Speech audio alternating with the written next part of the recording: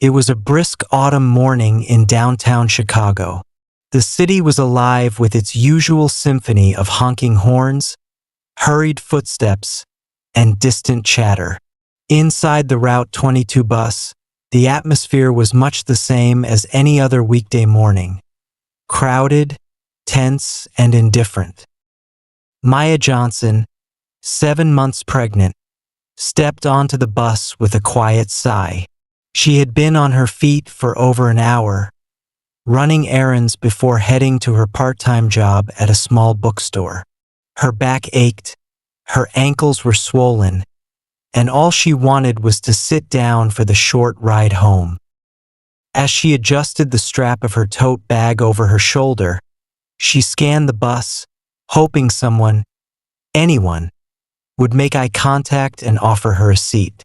The priority seating section near the front was occupied, but not by the elderly or disabled. A young man in his 20s, headphones on, tapped his fingers against his phone screen. A woman in a business suit was too busy typing on her laptop to notice anything around her. A teenager slouched in his seat, hood pulled over his head, eyes shut as if asleep. Maya took a deep breath and cleared her throat. "Excuse me," she said, her voice polite but firm. "Would anyone mind letting me sit?" Silence. A few passengers shifted uncomfortably, but no one moved. The young man with headphones pretended not to hear. The woman in the suit furrowed her brows, seemingly annoyed by the interruption. The teenager didn't stir. Maya felt a pang of frustration. She wasn't asking for much, just a little kindness, a small gesture of consideration. Wasn't it common courtesy to offer a seat to a pregnant woman?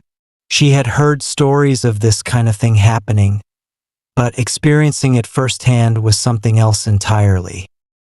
She grabbed onto a pole as the bus jerked forward, her balance slightly unsteady. Her breath came out in a slow, controlled exhale. Fine. If no one wanted to do the right thing, she would just stand. But someone else had noticed. From the driver's seat, James Carter watched the whole scene unfold through the large mirror above him.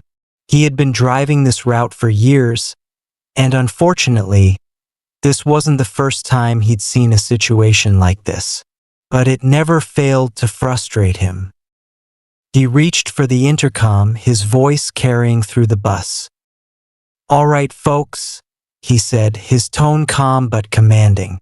"I see a pregnant woman standing here, and not one of y'all thinks to give up your seat? That's not how we do things." A few passengers glanced up, startled. Others shifted uncomfortably. The driver continued, shaking his head. "I know every single one of y'all was raised better than this." Maya felt her cheeks flush. She hadn't expected the driver to step in, but she wasn't about to refuse the support. She remained quiet, watching the passengers' reactions. The young man with headphones finally glanced up, looking mildly guilty but still unmoved. The businesswoman sighed and closed her laptop, but she didn't budge. The teenager shifted slightly but kept his hood up. James exhaled sharply. "All right then," he said. "This bus ain't moving until someone does the right thing." The atmosphere tensed. A few people exchanged uneasy glances. The bus had already stopped at a red light, but now it was clear the driver meant business. Seconds ticked by. Then, finally, an older woman near the middle of the bus stood up. She gave Maya an apologetic smile. "Sweetheart, I was gonna get up sooner, but my knees are bad. You take my seat." Before Maya could respond, James cut in. "No, ma'am. You stay right where you are." He turned his gaze back to the younger passengers. "I'm talking to them." Maya's heart swelled with gratitude for the older woman, but she understood what the driver was trying to do. This wasn't about making just anyone move. This was about making the right people take responsibility. Another moment of hesitation passed. Then, begrudgingly, the young man with headphones sighed, yanked out his earbuds, and stood up. "Whatever, man," he muttered, stepping aside. Maya didn't say anything at first. She simply walked over and sat down, relief washing over her as she rested her aching legs. Then, she looked up at the driver and offered a small but sincere, "Thank you." James simply nodded. "Anytime." The bus started moving again, but the mood had shifted. The businesswoman kept her laptop closed. The teenager finally removed his hood. The young man with the headphones didn't put them back in right away. Maybe, just maybe, they had learned something today. Maya leaned back against the seat and closed her eyes, letting out a breath she hadn't realized she was holding. Sometimes it took just one voice to remind people what kindness looked like. Maya settled into the seat with a quiet sigh of relief, but the discomfort lingered, not just in her aching back, but in her heart. She couldn't believe that in a city as big and diverse as Chicago, where people prided themselves on progress and decency, so many could be so indifferent to a simple act of kindness. James Carter, the driver, kept one eye on the road and another on his mirror. He had been driving this route for over 15 years, witnessing all kinds of behavior. Some good, some downright appalling. But nothing frustrated him more than sheer indifference. Through the mirror, he saw the young man who had reluctantly given up his seat now staring out the window, arms crossed in annoyance, as if he were the one wronged. The businesswoman had reopened her laptop but wasn't typing, perhaps reflecting on what had just happened. Then, unexpectedly, a teenage boy sitting across from Maya spoke up. His voice was hesitant, but curious. "Ma'am, I don't mean to be rude, but if you saw no one was moving, why didn't you just ask someone directly?" Maya turned to look at him. He was around 16 or 17, wearing a hoodie and sneakers, his eyes holding curiosity rather than defiance. The question made her pause. He had a point. She had asked generally, hoping someone would do the right thing, but she hadn't singled anyone out. Maybe that gave them an excuse to pretend they hadn't heard. She nodded thoughtfully. "You're right. Maybe next time I will." James let out a quiet chuckle from the driver's seat. But the thing is, she shouldn't have to. No one should have to beg for basic decency. The teenager bobbed his head, seeming to take in James' words. Maya exhaled slowly. "You know, it's not just about the seat. It's about how normal it seemed for them to ignore me. That's what bothers me the most." An older man sitting in the back finally spoke, his voice deep and steady. "You're right. Back in my day, we didn't need to be told. We knew to stand up for elders, pregnant women, or anyone who needed it more." A subtle shift rippled through the bus. Some passengers exchanged glances, while others sat in quiet reflection. After a brief silence, a young woman sitting behind Maya suddenly leaned forward and spoke softly. "I just wanted to say, I'm sorry. I saw you when you got on, but I hesitated, thinking someone else would get up first." Maya didn't feel anger toward her. Instead, she offered a small smile. "Thank you. Just remember, next time, don't wait for someone else. If you see someone who needs help, just do it." The woman nodded. The bus continued its route, But something had changed. The businesswoman had closed her laptop. The teenager had pushed back his hoodie. Even the young man who had given up his seat hadn't put his headphones back in yet. By the time they reached Maya's stop, she stood up and turned to James. "Thank you. Not everyone would have spoken up like you did." James grinned, tipping his cap. "Long as I'm driving this bus, I'll be giving folks these little lessons when they need them." Maya stepped off the bus, feeling lighter. She hadn't just gotten a seat. She had planted a seed of awareness. Maybe, just maybe, the next time someone like her stepped onto that bus, things would be different. And sometimes that was enough. Maya stepped off the bus and took a deep breath, feeling the crisp autumn air against her skin. She adjusted the strap of her tote bag and started down the sidewalk toward her apartment. Her legs were still tired, but the weight on her chest felt a little lighter. Maybe it was because someone had finally stood up for her. Maybe it was because, despite the uncomfortable encounter, she had sparked a conversation that needed to happen. As she walked, she replayed the moment in her head. The driver's firm voice, the awkward silence that followed, the reluctant but necessary shift in awareness among the passengers.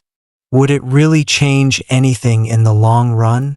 Or would they forget by the time they reached their stop? She didn't know.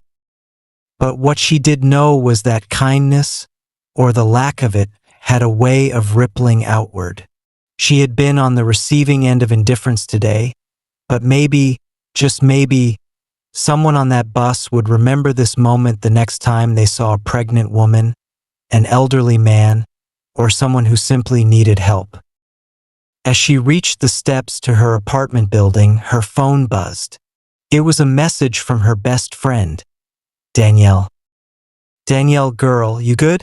You were supposed to text when you got on the bus." Maya smiled at the concern, then sighed as she typed back. "Maya, I'm fine, but you won't believe what just happened." She hesitated for a moment before deciding to give Danielle a quick call instead. As soon as her friend picked up, Maya launched into the story. By the time she finished, Danielle was fuming. "Are you serious? Not one person got up. Not until the driver called them out. That's so messed up," Danielle huffed. "I swear, people act like common courtesy is optional these days." Maya sat down on her couch, rubbing her belly absent-mindedly. "Yeah, but you know what? That driver, James, he really had my back. He didn't just brush it off like it was nothing." Danielle sighed. "Sounds like we need more people like him." Maya nodded, thinking about the tired but determined voice of the man behind the wheel. "Yeah, we really do." James continued his route, still shaking his head at what had happened earlier. He had seen a lot of things in his years driving, but moments like this always stuck with him. It wasn't just about a pregnant woman needing a seat, it was about the bigger picture. About how easy it was for people to ignore someone in need, as long as it wasn't their problem. At the next stop, more passengers got on. Some were the usual crowd: commuters, students, older folks heading to doctor's appointments. But one of them was a woman in her 50s, carrying several grocery bags. She glanced around for a seat, struggling with the weight of her bags. James watched through the mirror. For a brief moment there was hesitation, just like before. But then, the teenager in the hoodie, the same one who had questioned Maya earlier, shifted in his seat. He looked at the woman, then at his feet, and finally stood up. "Ma'am, you can sit here," he said. James felt a slow smile spread across his face. Maybe today had made a difference after all. The days passed, but Maya couldn't stop thinking about what had happened on the bus. It wasn't just about that moment, it was about something bigger. She had always believed that people were good at heart, but that day, she had seen how easy it was for people to ignore someone in need. One evening, as she scrolled through her phone, she came across a local community board where people shared stories about their experiences in the city. On impulse, she decided to write about what had happened, about the indifference, but also about the bus driver who had stepped up and the small shift she had seen afterward. She didn't expect much from it, but within hours, her post had dozens of comments. I see this all the time. People are so absorbed in their own world that they forget to be human. This made me think about how many times I've hesitated instead of just doing the right thing. I'll do better. Shout out to that driver. We need more people like him. And then a comment that caught her attention. I think I was on that bus. I was one of the people who didn't move. I've been thinking about it ever since. I'm sorry, and I promise, next time, I won't hesitate. Maya stared at the screen for a long time, feeling an unexpected warmth spread through her chest. Maybe she'd never see those people again. Maybe they'd forget her face. But they wouldn't forget the lesson. And that was enough. Maya was on the bus again, this time on her way to a prenatal checkup. She still felt the exhaustion that came with pregnancy, but something was different today. As she stepped onto the bus, before she could even scan the seats, a young man near the front immediately stood up. "Ma'am, you can have my seat," he said, giving her a small smile. Maya blinked in surprise. It was the same teenager from that day, the one who had asked her why she hadn't spoken up. She returned the smile and sat down. "Thank you." He nodded, then put his headphones back on. No hesitation this time. Maya glanced at the driver. James was there, as always, watching with a knowing grin. She simply nodded at him in thanks. And as the bus rolled forward, she looked out the window, feeling something she hadn't felt that day. Hope. The world wasn't perfect, but it could change, one small act of kindness at a time.